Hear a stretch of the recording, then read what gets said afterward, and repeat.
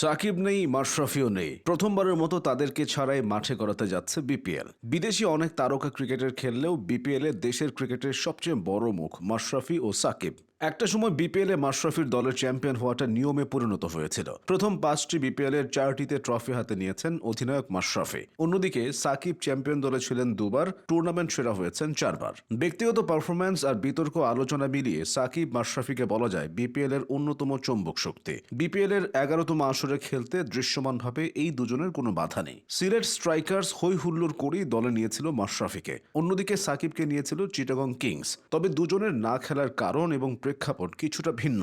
Sylhet strikers দলে থাকা মাশরাফি দীর্ঘদিন ধরে খেলা, অনুশীলন, ফিটনেস ট্রেনিং কোনো কিছুর মধ্যেই নেই। চিটাগং কিংসে থাকা সাকিব বিদেশের ফ্র্যাঞ্চাইজি লিগে খেললেও আছেন বোলিং অ্যাকশন নিয়ে জটিলতায়। ইংলিশ কাউন্টিতে অ্যাকশন নিয়ে প্রশ্ন ওঠার পর 2024 সালের 2রা ডিসেম্বর বার্মিংহামের লাভবরো ইউনিভার্সিটিতে দেওয়া পরীক্ষায় তার অ্যাকশনে ত্রুটি ধরা পড়ে। সর্বশেষ 21 ডিসেম্বর ভারতের চেন্নাইতে দ্বিতীয়বারের মতো বোলিং অ্যাকশনের পরীক্ষা দিয়েছেন সাকিব। বোলিং অ্যাকশন নিয়ে সমস্যা যদি থেকেও যায়, সাকিব চাইলে শুধু ব্যাটসম্যান হিসেবেও বিপিএল খেলতে পারতেন। কিন্তু বর্তমান পরিস্থিতিতে তিনি নিজেও হয়তো সে চিন্তা করছেন না। মাশরাফি তবুও দেশে আছেন, কিন্তু সাকিব কোনোভাবে নিজ জন্মভূমিতেই পা রাখতে পারছে না। নিরাপত্তার কারণে ঘরের মাঠে শেষ টেস্ট খেলার ইচ্ছা পূরণ হয়নি তার। খেলেননি ওয়েস্ট ইন্ডিজের সফরেও। বিসিবির পক্ষ থেকে একাধিকবার জানানো হয়েছে মাশরাফি ও সাকিব কারো বিপিএল খেলতে বাধা নেই। আরও বলা হয়েছে বিপিএল খেলা বা না খেলাটা তাদের ব্যক্তিগত সিদ্ধান্তের উপর নির্ভর করে। তবে বর্তমান বাস্তবতা হলো পরিস্থিতি তাদের অনুকূলে নেই। কোনো রকম বিতর্ক ছাড়াই বিপিএল ইতিহাসের সেরা অধিনায়ক মাশরাফি। অধিনায়ক হিসেবে তিনি দলকে 4বার চ্যাম্পিয়ন করেছেন।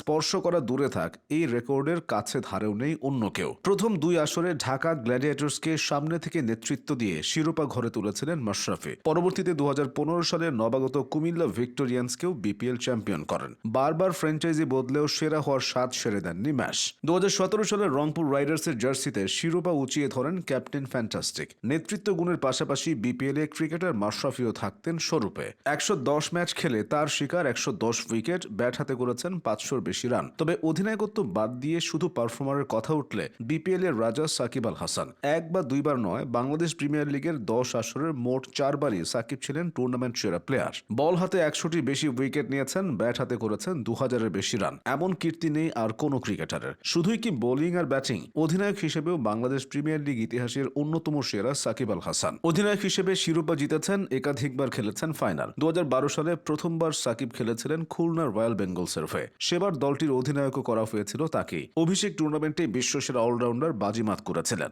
মোট 11 ম্যাচে 281 রান এবং 15টি উইকেট নিয়ে টুর্নামেন্টের সেরা ক্রিকেটার হয়েছিলেন তিনি। আর পুরস্কার হিসেবে পেয়েছিলেন দামি ব্র্যান্ডের একটি গাড়ি। প্রথম আসরের ধারাবাহিকতা দ্বিতীয় আসরেও বজায় রেখেছিলেন সাকিব। তবে খুলনার হয়ে নয়, সেবার তিনি খেলেন ঢাকার হয়ে। ঢাকা গ্ল্যাডিয়েটর্সের নেতৃত্ব তখন মাশরাফির হাতে। ক্যাপ্টেন ফ্যান্টাস্টিকের কৌশল আর পারফরমার সাকিবের ঝলক সব মিলিয়ে দ্বিতীয় আসরেও চ্যাম্পিয়ন ঢাকা। আবারও টুর্নামেন্ট সেরার পুরস্কার হিসেবে গাড়ি বাগিয়ে নেন সাকিব। তিনি স্বপ্নের মতো একটা আসর কাটিয়েছেন 2016 বিপিএলে। ওই বছর ঢাকা গ্ল্যাডিয়েটর্সের নেতৃত্ব আসে সাকিবের কাঁধে। নেতৃত্ব দিয়েই সামনে থেকে দলকে শিরোপা জেতান তিনি। পাশাপাশি ওই আসরে তিনি 200-র বেশি রান এবং গুরুত্বপূর্ণ 13টি উইকেট নিয়েছিলেন। সাকিব মাশরাফির না খেলায় বিপিএল তার চিরচেনা জৌলুস হারাবে, এমনটা বলাও বাড়াবাড়ি না।